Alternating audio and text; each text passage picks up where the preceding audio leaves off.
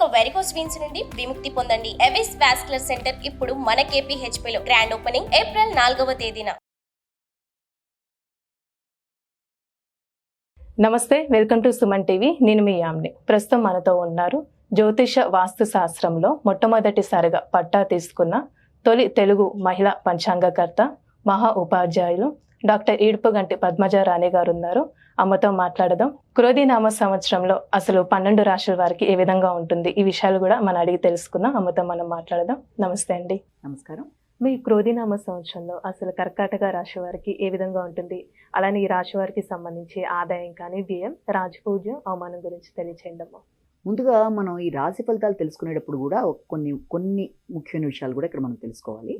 మొట్టమొదటిగా ఏంటంటే, ఈ రాశి ఫలితాలు అనేటప్పుడు గ్రహ సంచారం ఎలా ఉంది, ఎందుకంటే ఇది గోచార ఫలితాలు ఇవి కాబట్టి గ్రహ సంచారం ఎలా ఉందన్నది ప్రతి రాశి మనం తెలుసుకుంటాం. రెండోది వచ్చేటప్పటికి ప్రతి వ్యక్తికి జన్మ జాతకం అని ఒకటి ఉంటుంది. అంటే పుట్టినప్పుడు జాతకం వేయిస్తారు, దాన్ని బట్టి వాళ్ళకి ఏ దశలు నడుస్తున్నాయి, అంతర్దశలు నడుస్తున్నాయి, అది ప్రధానంగా సాగుతూ ఉంటుంది. చాలామంది వేసుకునే ఉంటారు. కాబట్టి దాన్ని బట్టి ఏదన్నా అంటే నడిచే దశలు ఏంటి, అంతర్దశలు ఏంటి అన్నవి చూసుకుంటూ పెడతారు. అది మాత్రమే కాకుండా ఈ గోచారాన్ని సంవత్సరం కలిపి చూసుకోవాలి. కానీ కేవలం గోచార ఫలితాలు బట్టే, నామ నక్షత్రాలు బట్టి కానీ, అంటే గోచార ఫలితాలు ఎలా చూసుకుంటారు, చాలామంది వాళ్ళ నక్షత్రం తెలుసో లేకపోతే నామ నక్షత్రం ప్రకారమో రాశి ఫలితాలు తెలుసుకుందాం అని అనుకుంటారు. ఆ తెలుసుకునే ముందు వాళ్ళ అసలైన జాతకాన్ని కూడా కలిపి చూసుకున్నప్పుడు ఫలితాలు బాగుంటాయి. ఎందుకంటే ఇది కామన్గా చెప్పేది కదా. అలా కాకుండా కేవలం ఈ గోచార రీత్యా ఫలితాలను మాత్రమే చూసుకొని ప్రధానమైన నడిచే దశ అంతర్దశలని చూసుకోకపోతే కరెక్ట్ కాదు. ఎందుకంటే అది చూసుకున్నప్పుడు ఆ నడిచే దశలు అంతర్దశలు బాగుండి అన్ని రకాలుగా బాగున్నప్పుడు ఇందులో ఏదైనా చిన్నపాటి అశుభ ఫలాలు ఉన్నప్పటికీ కూడా దీన్ని ఓవర్కమ్ చేసేయచ్చు. చిన్న పరిహారాలు చెప్తాం కాబట్టి. అంతేగాని ప్రధానమైనది చూసుకోకుండా దీంట్లో ఉన్నవి చూసి కంగారు పడి, అంటే అమ్మ మాకు ఏలినాటి శనో లేకపోతే అష్టం శనో అలా కంగారు పడవలసిన అవసరం లేదు. ఎందుకంటే ఈ గోచార రీత్యా ఫలితాల బట్టి మనం చేసే పరిహారాలు శ్లోకాల రూపంలోనో ఏదో చిన్నవి చేసుకోగలం. ప్రధానమైన జాతకంలో ఏ రకమైన సమస్య లేనప్పుడు దీని గురించి అంతగా చింతించక్కర్లా, ఏ రాశి వాళ్ళకైనా అన్నది కూడా ప్రధానంగా అందరూ గుర్తుపెట్టుకోవాలి. అంటే ఇదే కాదు, ప్రధానం వాళ్ళ జాతక చక్రాన్ని కూడా కలిపి చూసుకోవాలి. అప్పుడే దాని యొక్క ఫలితాలను మనం అన్వయించుకోవాలి అన్నది కూడా ఒకటి గుర్తుపెట్టుకోవాలి. ఈ సంవత్సరం వీళ్ళ యొక్క ఆదాయ వ్యయాలు 14, 2, 6, 6. అంటే ఇక్కడ కనుక మనం చూసినట్లయితే ఆదాయం బాగుంది, ఆదాయం కన్నా వ్యయమే తక్కువ ఉంది. అలాగే రాజపూజ్య అవమానాలు సమానంగా ఉన్నాయి.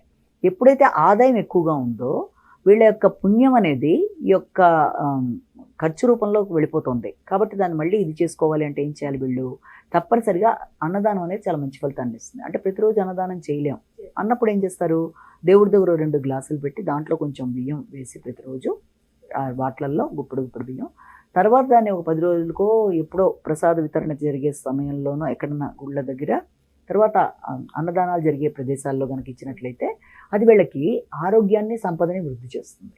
అంటే పుణ్యం మళ్ళీ ఇది చేసుకోవడానికి. అలాగే రాజపూజ్య అవమానాలు సమానంగా ఉన్నాయి వీళ్ళకి. ఎప్పుడైతే సమానంగా ఉన్నాయో ఈ యొక్క పుణ్యం రూపంలో ఈ గౌరవం తగ్గిపోతుంది. కాబట్టి వీళ్ళంతవరకు ఎదుటి వ్యక్తుల్లో దైవాన్ని సందర్శిస్తూ ముందుకు వెళ్ళినట్లయితే తప్పనిసరిగా పుణ్యాన్ని మళ్ళీ వీళ్ళు సంపాదించుకోగలిగే అవకాశాలు అనేవి ఆర్థికంగా, ఆరోగ్యపరంగా ప్రయోజనాలు అనేవి వీళ్ళు సిద్ధిస్తాయి. ఇంకా ఎప్పుడైతే గురుడు ఈ సంవత్సరం ఈ రాశి వాళ్ళకి మామూలుగా తీసుకున్నట్లయితే ప్రస్తుతం వాళ్ళకి ఈ కర్కాటక రాశి వాళ్ళకి 10వ స్థానంలో ఉండడం, ఆ తర్వాత లాభస్థానంలోకి వెళ్ళడం అనేది జరుగుతుంది. 10వ స్థానంలో గురుడు ఉన్న సమయంలో, అంటే గురుడు ఎప్పుడైతే మేషరాశిలో ఉంటాడో ఈ కర్కాటక రాశి వాళ్ళకి ఆ ఉన్న సమయంలో, ఆ 10వ స్థానంలో ఉన్న సమయంలో వీళ్ళకి అది కొంతకాలమే కావచ్చు, కానీ వృత్తిపరంగా వీళ్ళకి శ్రమ కానీ, బాధ్యతలు కానీ, గౌరవం కానీ ఇలాంటివన్నీ ఉంటాయి. రెండోది దాంతోపాటుగా మాట విలువ బాగుంటుంది, కుటుంబ వాతావరణం బాగుంటుంది, ధనాదాయం బాగుంటుంది. తర్వాత కుటుంబంలో మీకు ఒక ప్రత్యేకమైన స్థానం అనుకోవచ్చు, అలాంటివన్నీ ఉంటాయి. తర్వాత దాంతోపాటుగా ఈ యొక్క గృహ సౌఖ్యానికి సంబంధించి మాత్రం మిశ్రమ ఫలితాలనే ఉంటాయి. అంటే గృహం కొందాం అనుకున్నా, ఆల్రెడీ కొనుక్కున్న గృహం మీ చేతికి రావడానికైనా, గృహానికి సంబంధించి చేస్తున్న ప్రయత్నాల్లో కొంత ఘర్షణతో కూడిన మిశ్రమ ఫలితాలుగా మనం భావించవచ్చు ఈ సమయంలో. తర్వాత దాంతోపాటుగా శత్రువుల మీద పోటీపడి విజయాలు సాధించడం, మిమ్మల్ని ఇబ్బంది పెట్టాలని వాళ్ళు చేసే ప్రయత్నాల్లో మీకు విజయం చేకూరటం లాంటి వాటిని కూడా మనం భావన చేయొచ్చు. తర్వాత లాభస్థానంలోకి గురువు రావడం జరుగుతుంది. ఈ లాభస్థానంలోకి వచ్చి సంవత్సరం అంతా అందులో ఉన్న సమయంలో వృషభ రాశిలోకి రావడం, అది శత్రుక్షేత్రం కావడం, లాభస్థానం కావడం వల్ల దానివల్ల ఏం జరుగుతుంది అంటే శత్రువులతో పోటీ పడి మీరు విజయాలు వీళ్ళు సాధించినప్పటికీ కూడా సాధిస్తారు ఖచ్చితంగా, కానీ చెప్పుకోదగినంత ప్రయోజనకారిగా అంటే శ్రమకి తగిన ప్రతిఫలం ఉంటుంది. ఖచ్చితంగా శత్రువుల మీద పోటీ పడి విజయాలు సాధించడం అనేది చేస్తారు, కానీ సాహసించిన స్థాయిలో వీళ్ళకి శ్రమకు తగిన ఫలితం అనేది ఉండదు. అలాగే జన సహకారం అనే విషయంలో కూడా ఆశించిన స్థాయిలో ఉండదు, కొంత తగ్గడం, ప్రయాణాలు అనేవి చేయడంలో కొంత ఇబ్బందులు లాంటివి, వ్యక్తుల సహకారం తగ్గడం, దానివల్ల కొంచెం ప్రశాంతత అనేది కూడా వీళ్ళకి తగ్గుదల రూపంలో ఉంటుంది. సంతాన విషయంలో కూడా అధిక వ్యయాలు, వాళ్ళకి సంబంధించిన విషయాల్లో ఎక్కువ ఆలోచనలు, ఇలాంటివన్నీ వాళ్ళకు ఉంటాయి. ఉపాసనా బలం కూడా బాగుంటుంది, కానీ ఏదో ఘర్షణ, ఏదో చికాకుతో మనసు ప్రశాంతత అనేది మాత్రం కొద్దిగా తక్కువగానే భావించవచ్చు. ఇక దాంతోపాటుగా ఏంటంటే సామాజిక అనుబంధాల విషయం వచ్చేటప్పటికి మాత్రం వీళ్ళకి ఎప్పుడైతే ఈ యొక్క గురుడి దృష్టి ఈ రాశి వాళ్ళకి ఈ సప్తమ స్థానాన్ని మీద, అది కూడా నీచదైన సప్తమ స్థానాన్ని చూడడం జరుగుతుందో, సాంఘిక సంబంధాల్లో లేకపోతే జీవిత భాగస్వామి దగ్గర ఎక్కడైనా సరే మీ స్వార్థంతో వల్ల, వీళ్ళ స్వార్థం వల్ల కొంత ఆ రకమైన గౌరవాన్ని తగ్గించుకునే పరిస్థితులు ఏర్పడతాయి. అంటే ఆ రకమైన భావనలు వస్తాయి, అవతల వాళ్ళకి అది స్వార్థంలాగా అభిప్రాయం కలిగేట్టుగా ఉంటాయి వీళ్ళ యొక్క ఆలోచనలు. దానివల్ల ఆ రకమైన భావనలు కలిగే అవకాశం ఉంది, ఇతరులకు గౌరవం తగ్గే అవకాశం ఉంది వీళ్ళ మీద. ఆ విషయంలో జాగ్రత్తలు తీసుకోవాలి. ఇక ముఖ్యంగా ఈ కర్కాటక రాశి వాళ్ళ విషయం తీసుకుంటే వీళ్ళకి అష్టమ శని నడుస్తుంది. అష్టమ శని ఎప్పుడైతే నడుస్తుందో వీళ్ళ విషయంలో ఆరోగ్య విషయంలో శ్రద్ధ అవసరం. అంటే అది స్వక్షేత్రమే కావచ్చు శనికి, కానీ దానివల్ల మాత్రం ఖర్చులు ఎక్కువగా ఉంటాయి, కొంత ఆందోళన, కొద్దిగా చిరాకులు, తర్వాత ఖర్చులతో పాటు ఈ యొక్క ఆరోగ్య విషయంలో ప్రత్యేకమైన శ్రద్ధ తీసుకోవాలి. అది కూడా వీళ్ళకి ఏంటంటే ప్రశాంతత తక్కువగా ఉంటుంది, వృత్తి విషయంలో కూడా ఘర్షణాత్మకంగానే ఉంటుంది, వృత్తిపరంగా చాలా కష్టం మీద ఆ పనులు పూర్తి చేయడం మొత్తానికి అలాంటివన్నీ జరుగుతూ ఉంటాయి. కొత్త బాధ్యతలు ఉంటాయి, శ్రమ అధికంగా ఉంటుంది.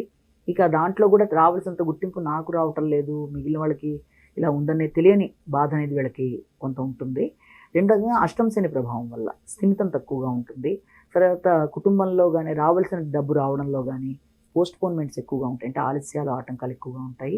రెండోది వాగ్దానాలు, ఇప్పుడు ఈ పని చేస్తాను అన్నది నిలబెట్టుకోవడం కష్టమైపోతుంది, అంటే అది ఇంకో గంట 2 గంటలు లేట్ అవ్వడం, మొత్తానికి ఆ రకమైన ఆలస్యాలు అలాంటివి ఉంటాయి.